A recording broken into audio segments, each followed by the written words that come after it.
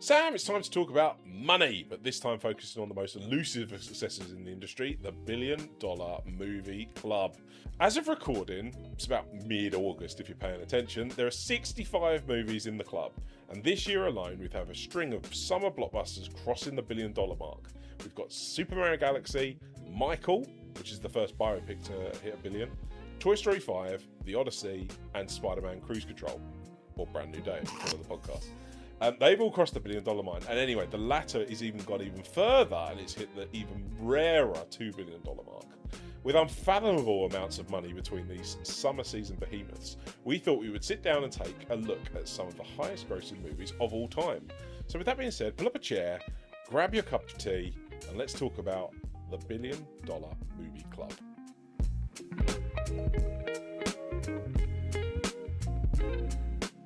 So Sam, let's talk about the $1 Billion Movie Club. This is the most elusive of elusives. Well, it's slowly getting less elusive by the day. Yeah, but the $2 Billion Club is now becoming the elusive club. You know, if you can't get on the gold floor, you must get on the platinum. You know, it's that type of thing, right? Where you've got to keep going up and up and up and just passing these through. In front of you, so we've got the script in front of us, and we're going to talk about the highest grossing movies of all time. Sam, in that list that you can see there, what are the most surprising? What jumps out at you as if to say, how is that on this list? Well, from my point of view, or just in general. In general, yeah. Well, I suppose a lot of people will be wondering, what is Nizar 2? Yes. Yeah. Which was a very, very successful Chinese film that came out last year. Yes. That took because it was the first. I think it was the first movie last year to make $1 billion. Yes. And then it very quickly made 2.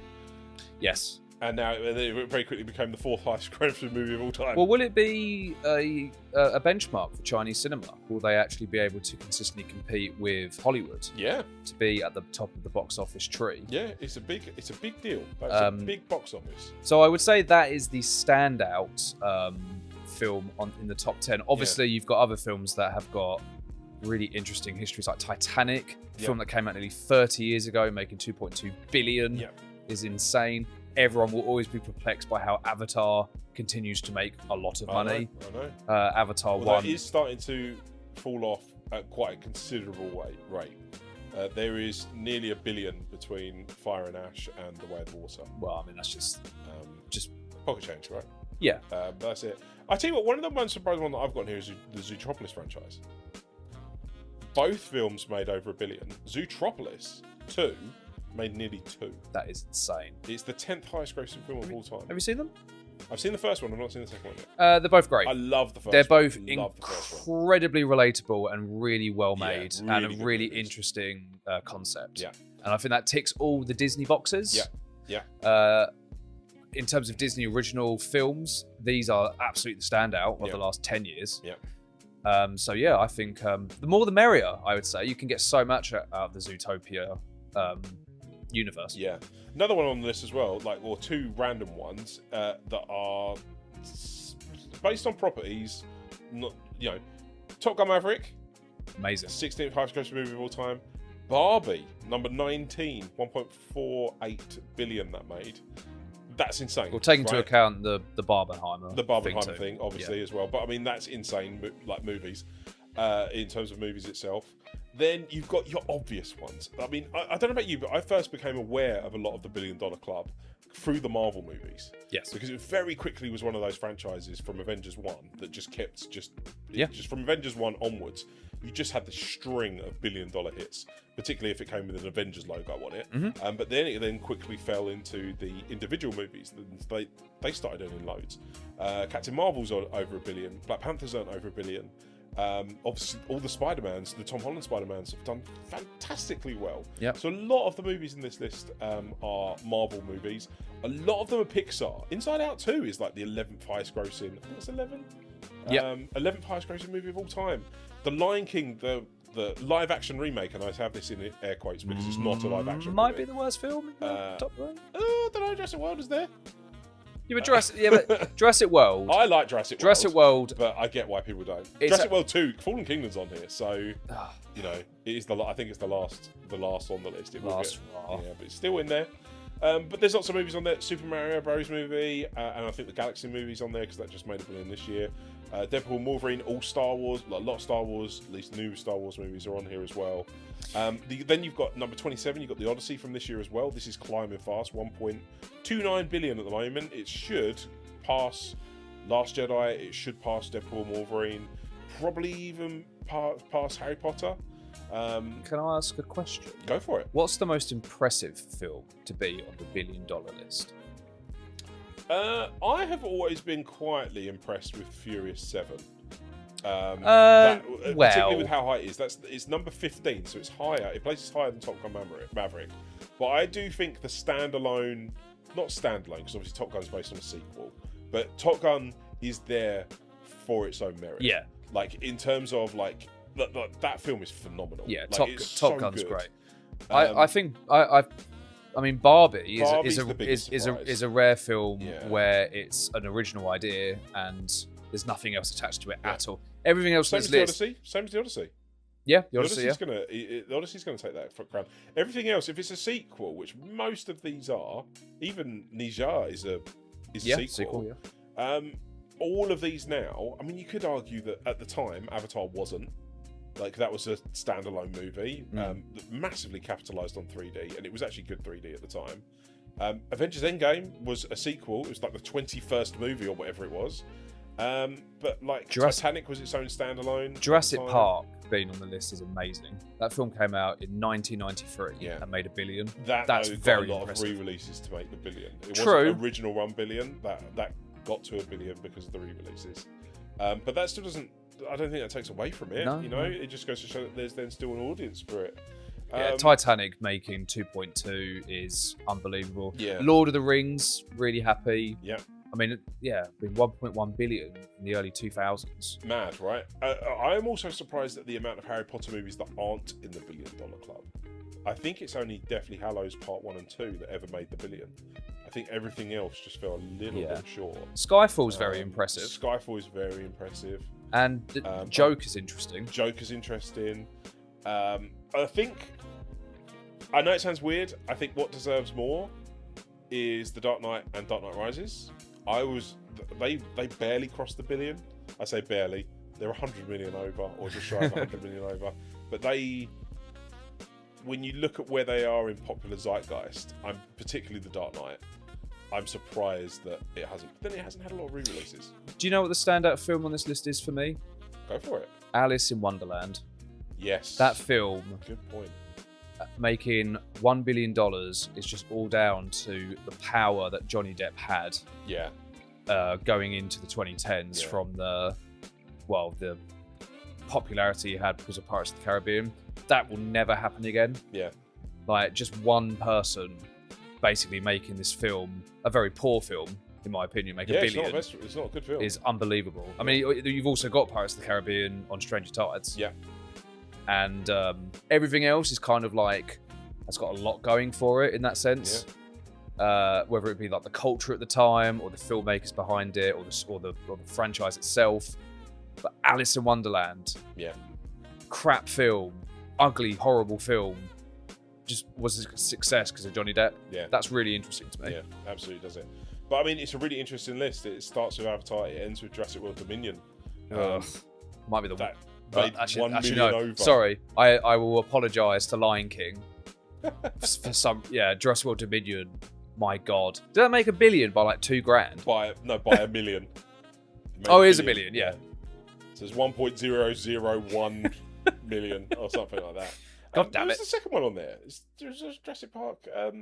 Fallen Kingdom. It's 26th most highest grossing movie, 1.3 billion. Look, people just love dinosaurs. It's a huge franchise, isn't it? People love dinosaurs and blue people, apparently. Absolutely. But yeah, I think it's a really interesting list to kind of comb through and have a conversation about. Any themes? What's the biggest themes that come from this list? Is it sequels? Is it Marvels? Is it Blue Man Group? Is it like who's? Well, I suppose franchises are king. I mean, this list is why people just make sequels. Yeah. Studios make sequels because they make money. Yeah. Which goes completely against sequels in the 80s and 90s. Yeah. Which characteristically was it was a loss. Diminishing returns. Returns. I mean, you're kind of hoping. I mean, I was about to say June. I suppose June is is a small franchise compared to like the Avengers. Mm. But it's a safe way of making a lot of money, and people will continue to do it. But again, as long as they're good, I don't think people will complain. Mm. But I mean, obviously, you'd like the Odyssey to be some kind of benchmark that people will go to. Yeah. But not everyone does it. Yeah. Just- In terms of the actual $1 billion mark itself and that stamp of achievement, I suppose, not really approval, but achievement more than anything else. Yeah, it's a massive achievement. Do you think it's a sign of success? Like, is it No. a good sign of success, or is it more of an albatross around? Yeah, a lot of studios? it's down to, you could just argue, just good marketing. Yeah. Like Transformers, I think is just down to finding that very specific audience and just absolutely overwhelming it Yeah. so that everyone eventually goes to see it. I mean, it's not just Transformers. I think like the Michael Bay verse, whoever done the marketing for them is a genius. Yeah. Is it a good thing for the industry, or do you reckon it set the bar too high? Well, I suppose that's a long conversation potentially. No, because I find it a really interesting, like, kind of idea with, we've seen like the production budgets of movies and stuff like that got massively overinflated over the last few years, and I know that's for a myriad of reasons, competing with streamers, trying to keep like directors on side, talent on side, and so on and so forth, to make these huge lavish productions. But I wonder if some of this is also driven by the $1 Billion Club, right? Like, because Of course, everyone was trying to chase the Marvel franchise, like in terms including of, Marvel. it franchised billions. Like, $1 billion movies became franchised. That's insane. Like, nearly A lot of this is down to your what you want to get out of it, Yeah, on but your position. Like, if you're a filmmaker, like I don't like someone like Denis Villeneuve. They're not making these films specifically. Oh, I wonder if my film will join the $1 Billion Club. The studios will be thinking that. That's what my question and is. Do you reckon it's kind of hurt the studio model? It has and will do, but Yeah. then it will work itself out as it usually always Do you think does. it's coming out in the wash now? I think think that's so. the thing. Like, is that we've still got these huge $1 billion movies, but in the past 2 or 3 years, we've seen some really random movies make $1 billion. Like, I'm not hugely surprised that it had the success it did, but the 62nd most highest grossing movie of all time now is Michael, which is the biopic of Michael Jackson. Which is sitting on a Metascore of something like 33. Do you know what I mean? Like, it's really like it's not, yeah. but it's had a huge fan base behind it, so on and so forth. And it didn't hit the billion, but Bohemian Rhapsody did very similar, made a hell of a lot of bank. So, like, do you reckon it sets an unrealistic goal then for all the other movies to compete against? You'd like to think people are realistic that if a film with Freddie Mercury and Michael Jackson make $1 billion, other studios aren't thinking, we'll just do the same with whatever iconic musician is part of their whatever rights they have to whatever musician they have. Because you've had the Bob Dylan biopic now, you've had the Bruce Springsteen biopic, you've had Yeah, and they did. Beatles that are coming out of the 4th movie quadrilogy, whatever that's going to be. Yeah. So you're going to have, like, I wonder if they're looking at it going, Beatles, there's 4 of them. Let's see if we can get $4 billion out of this. Do you reckon they're looking at it that way, or do you reckon they're just going, no, actually, these are interesting stories to tell? I don't think they ever look at them as necessarily interesting stories to tell. Mm. I think the $1 Billion Club is I think original ideas, you'd like it to be on a regular basis, and you'd like it to be not an astronomical budget to make these films make $1 billion. Yeah. I kind of think that's just mostly down to Marvel. Yeah. And I think they're slowly, I'd like to think they're slowly returning, but now they've gone down the doomsday route, which will probably make $4 billion, and then the budgets will be 800 million. This is and it. Robert Downey Jr. will take 500 million of it. Yeah, exactly. But anyway, before we wrap up, one last question. What movies in the next year can you see making $1 billion? I can see Doomsday making $1 billion. Doomsday will. Dune 3, I don't think will. I don't think the other two have made $1 billion. No, I don't think it will. I think it'll make somewhere in the ballpark of 700 million. I reckon it'll go to 700-800. Films coming out next year. Obviously, we have the follow-up Avengers film. Is it Secret Wars next year? Secret Wars. Is it next year, or have they put in 2 years between? I think it's next year. Yeah. I feel like Zelda might. Zelda might. Yeah. Zelda might make $1 billion. And after that, I mean, House of the Dragon. How to Train Your Dragon. That did quite well, and I think now that people have seen the first one, they'll be more settled into a live action film. Yeah. That could make $1 billion. Frozen 3, I think, is coming out next year. That's all but made it, right? That will make $1 billion. Yeah. A film I would like to make $1 billion is Sonic the Hedgehog 4. Do you reckon, though? I mean, it won't make $1 I billion, was but gonna say- me and my child will try to make $1 billion. The amount of times that you'll go and see it. Yeah, I mean, I think that's got a good chance to be a thing. You've got this Hex is coming out 2026, which is Disney animated movie with Hailee Steinfeld, Walton Goggins. That has a chance. I think it's an animated Disney movie. So that'll do quite well. I've got one film that definitely won't make $1 billion. Yeah. Star Wars. Oh, Starfighter. Okay. Is that Starfighter next year? Yeah. That won't make $1 billion. That'll be lucky to make 300 million. People like Ryan Gosling, mate. A big question I have for you: will Shrek 5 make $1 billion? Ooh, good. There is shout. zero chance. There is so much Do you reckon it's got too much bad baggage? taste going into this film. Okay. What about The Passion of the Christ 2, directed by Mel Gibson? What about the Revenge of La Lorena? That movie that needed a sequel. Do you? It's hard. I've got a good one. The Hunt for Gollum, Do you reckon? the return of Middle Earth, Do you reckon? Peter Jackson verse. Okay. People love those films, mate. Okay. And it's got Andy Serkis directing, Yeah. even though his directorial career is dreadful. What about? Oh, I've got another one. What about Spider-Man Beyond the Spider-Verse? Is this the animated? Yeah. Yes. It has potential. The It's a Spider June the release. Spider-Man is just like box office. Also, like, mate, gold. you're missing the big one. Next August is the Blue movie. That won't make $1 billion. Yes, it will. It won't. All right, let's put a bet on it. I'll bet you. The Blue movie will make $1 billion, hands down. No. Yes, you've heard it here first. The No. Blue movie will make $1 billion. It won't make $1 billion. It will. I'm Paw telling you now, Patrol. Paw Patrol was this massive thing with kids. That new dinosaur film probably made like 300 million. Yeah, but put it this way: no adult in their right mind would ever want to see a Paw Patrol movie. Every I've adult seen in two the of world, wants to see a Blue movie because it is written. It's about the parents. I'm telling you now, The new mate. Paw Patrol film has lost money. The Blue movie will. Yeah, good. The Blue movie will make $1 billion, easy. Okay, I don't think it will. Well, we'll see what happens next August. Is that it? We're all done?